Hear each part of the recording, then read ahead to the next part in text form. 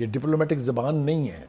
ये जो Matthew Miller साहब हैं, इनकी ज़बान में एक धमकी है कि वो जो चाह रहे हैं इस अब तो क्या ईरान इंडिया के साथ ट्रेड कर रहा है, इंडिया पर कोई सैंक्शंस नहीं है, लेकिन पाकिस्तान अगर गैस पाइपलाइन के जरिए गैस लेकर आता है, अल्टीमेट हम पर सैंक्शंस हैं। किस कदर कि नौज बिल्ला मिन जालिक नकले कुफर कुफर नबाशद मेरे मुंह में खाक, पाकिस्तान टूटने जा रहा है, पाकिस्तान के 4 टुकड़े होने जा रहे हैं। जाएंगे, तेरी औकात क्या है भाई?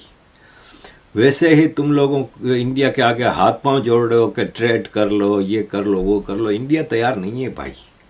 हमें पूरी करें। देखें, भारत बिल्कुल ऐसे ही कर रहा है।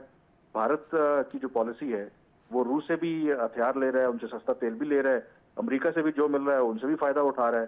दो कि कुछ लोग कहेंगे कि शायद भारत के साथ एग्जाम्पल वो बनती नहीं, क्योंकि भारत तो वो कशकोल लेके शायद कुछ लोगों को बात पसंद ना है। मैं ये कहने वाला था, इतने इनसिक्योर हो गए हैं कि बदकिस्मती से ये मामला नहीं रहा। एक तो ये नॉर्मल सी विजिट समझी जानी चाहिए। एक हमारा नेबर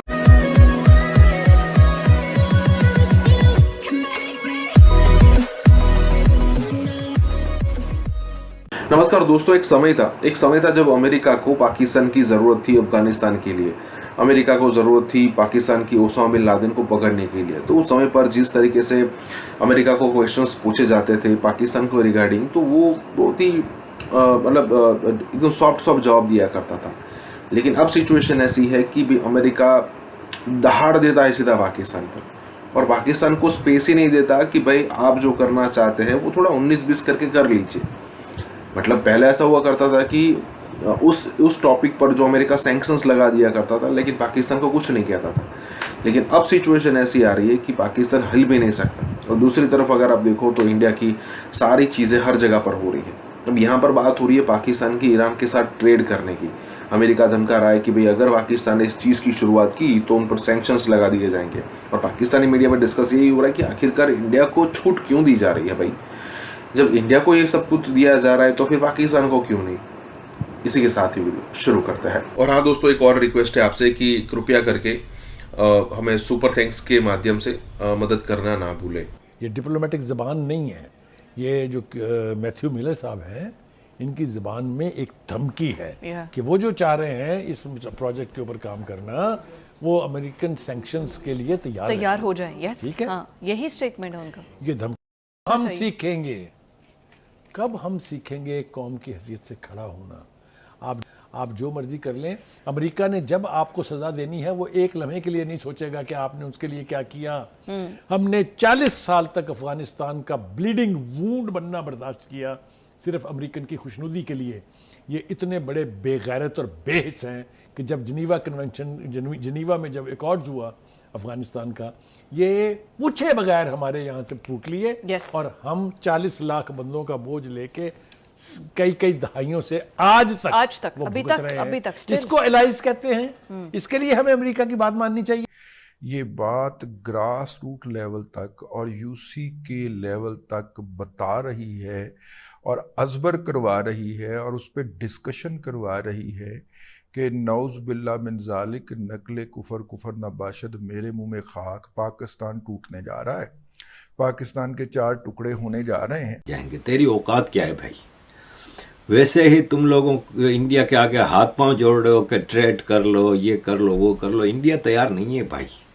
अमेरिका ने खुल्ला धमकी दी है कि हम तुम्हें माफ़ नहीं करेंगे अगर तुमने ईरान के साथ मामला तय किए तो अजीज़ दोस्तों, पाकिस्तान ईरान के ये जो प्रेसिडेंट आया है उस हवाले से एक जॉइंट स्टेटमेंट होता है ना एंड पे, तो joint statement by Pakistan and Iran. तो शहबाज शरीफ ने जब जॉइंट स्टेटमेंट पढ़ा तो उसमें कश्मीर और ये और वो अपना चूरन लगाया। एक्सपेक्टेड था कि वो एक्सपेक्ट कर रहा था कि ईरानी प्रेसिडेंट भी कश्मीर पे बात करेंगे, लेकिन ईरानी प्रेसिडेंट ने कश्मीर का नाम तक नहीं लिया। ईरान के लिए पाकिस्तान से ज़्यादा इंडिया ज़रूरी है, और ईरानी नहीं पूरी दुनिया के लिए इंडिया पाकिस्तान से ज़्यादा ज़रूरी है। पाकिस्तान की औकात नहीं है। पाकिस्तान इन लोगों के लिए, पूरी दुनिया के मुल्कों के लिए भिखारी है, नथिंग मोर देन भिखारी। हमें पूरी करें। देखें, भारत बिल्कुल ऐसे ही कर रहा है। भारत की जो पॉलिसी है वो रूस से भी हथियार ले रहा है, उनसे सस्ता तेल भी ले रहा है, अमेरिका से भी जो मिल रहा है उनसे भी फायदा उठा रहा है। दो कि कुछ लोग कहेंगे कि शायद भारत के साथ एग्जाम्पल वो बनती नहीं क्योंकि भारत तो वो कशकोल लेके शायद कुछ लोगों को बात पसंद ना है। मैं ये कहने वाला था, आपने अच्छा किया खुद ही कह दिया कि हम हर दफ़ा खुद को कंपेयर करते हैं भारत के साथ। भारत और उनके 600 अरब डॉलर से उनको ज़्यादा रिजर्व्स हैं। IMF के पास वो बड़ा अरसा हुआ है, मेरा ख्याल गए नहीं है। फिर 30-40 करोड़ के उनके पास मिडल एक क्लास है जो कंज्यूमर क्लास है, जिसको देख के पूरी दुनिया के ब्रांड्स बिजनेसेस के मुंह में पानी आता है। उन्होंने कैश पे उन्होंने फ्रांस से मेरे ख्याल 60,000 करोड़ पे उन्होंने जहाज़ खरीदे हैं। सो वो तो दुनिया भर को बिजनेस देते हैं, पैसा देते हैं। हम तो उनसे लेने मतलब वो तो सऊदी से भी वो कैश पे एल लेते हैं, UAE से लेते हैं। हम सऊदी से और UAE से जाके पैसे मांगने पहुंच जाते हैं। So there is a huge difference. हम हर दफ़ा उनके साथ कंपैरिजन ड्रा तो करते हैं, we love to do that, तो लेकिन कहीं बनता नहीं है। वैसे आपस की बात है। नहीं बिल्कुल आप ये ठीक कह रहे हैं। मैं इसीलिए वो फौरन मैंने ये बात इतने इनसिक्योर हो गए हैं कि बदकिस्मती से ये मामला नहीं रहा। एक तो ये नॉर्मल सी विजिट समझी जानी चाहिए। एक हमारा नेबर है और ख़ास तौर पर जो बदकिस्मती से एक मिसाइल एक्सचेंज हुआ है दोनों मुल्कों में, उसके बाद इसकी बहुत ज़रूरत है एक मरहम की सी पोजीशन हो। मुझे याद है कि यहाँ जब ईरान के सदर हमारे दौर में आए थे तो उनका बड़ा पुरतपाक इस्तकबाल किया गया था। और ये जो गैस पाइपलाइन के सिलसिले में हमारी बड़ी ऑकवर्ड सी पोजीशन हो गई है। वो कहते हैं या बनाओ नहीं तो 18 बिलियन तुमको डैमेजेस पड़ जाएंगे। अब क्या गवर्नमेंट वो ट्राई कर रही है, मेरा ख्याल ज़रूर कर रही होगी कि वो ये गैस पाइपलाइन बनाए और अमेरिका को किसी तरह की ये समझाए कि भाई आप ना क्या हमें सब्स्टिट्यूट दे रहे हैं। तेल की प्राइसेस बढ़ रही हैं, गैस की प्राइसेस बढ़ रही हैं। अब तो क्या ईरान इंडिया के साथ ट्रेड कर रहा है, इंडिया पर कोई सैंक्शंस नहीं है, लेकिन पाकिस्तान अगर गैस पाइपलाइन के जरिए गैस लेकर आता है, द अल्टीमेट हम पर सैंक्शंस हैं। किस कदर बायस्ड एटीट्यूड है अमेरिकन का हमारी तरफ कि सबसे ज़्यादा ट्रेड है हिंदुस्तान की ईरान के साथ। सबसे ज़्यादा तेल खरीदता है वो ईरान से। चाबहार की बंदरगाह तक सड़क बनाने के लिए वो तैयार है, विच इज़ $400 बिलियन इन्वेस्टमेंट। उस पर कोई एतराज़ नहीं है। हमने इनके बच्चे मारे हुए हैं कि हमें धड़क सैंक्शन। मुझे तो समझ में नहीं आती हमारा फॉरेन ऑफिस क्या कर रहा है। उनको कहना चाहिए था shut up mister Matthew Miller, you shut up. अच्छा अगर ये नहीं कहते हैं, वो यही कहते हुए पाए जाते हैं हर एक को कि जी बस ये पाकिस्तान टूटने लगा है।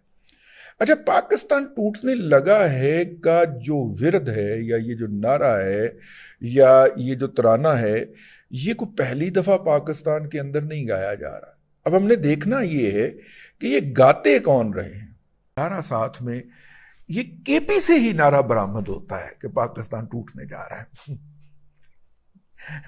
ठीक है, किसी जमाने के अंदर फैशन था, सिंध वाले सिंधु देश बनाना चाह रहे थे, ग्रेटर बलूचिस्तान और इधर पख्तूनिस्तान। एक मुश्किल सूरत हाल है कि अगर हम अमेरिका को नाराज करते हैं उसकी भी इम्प्लीकेशंस हैं, लेकिन अगर हम खित्ते में पहले ही हमारे कितने दोस्त हैं, अगर ईरान को भी या उनके साथ भी हमारे ताल्लुकात की नोयत खराब होती है तो आपको पता है कि उसकी बहुत सीरियस इम्प्लीकेशंस हैं। इकोनॉमिक से ज्यादा हमारी सोसाइटी के अंदर अगर हमारे एक्सप्लेन करने की जरूरत नहीं। अगर खुदा ना खास हमारे ईरान के साथ ताल्लुकात खराब होते हैं, इस पे तो अमेरिकन बड़े खुश होते हैं, यूरोपियंस बड़े खुश होते हैं कि ultimately we got some good partners in the region. क्योंकि पाकिस्तान ने तो हमेशा इसको रेजिस्ट किया, जो कि ठीक रेजिस्ट किया कि वी कांट अफोर्ड इट, जो सोशली और अदरवाइज हमारी सोसाइटी के जो अपनी फॉल्ट लाइंस हैं जिनको आप देखें, उसके अंदर सर इशू ये है कि क्या हम अफोर्ड कर सकते हैं। वही वाली बात नहीं कि एक बड़ी आप कह सकते हैं कि एक टाइट वॉक हमें वो करनी पड़ती है, एक टाइट रोप के ऊपर, कि हम बिल्कुल बात ठीक है कि ये हकीकत है कि जो हमारी इस वक्त इकोनॉमिक डिपेंडेंस है ऑन दी वेस्टर्न या वॉशिंगटन बेस्ड इंस्टीट्यूशंस, फिर यूरोप के ऊपर, फिर बाकी चीज़ों के ऊपर, बट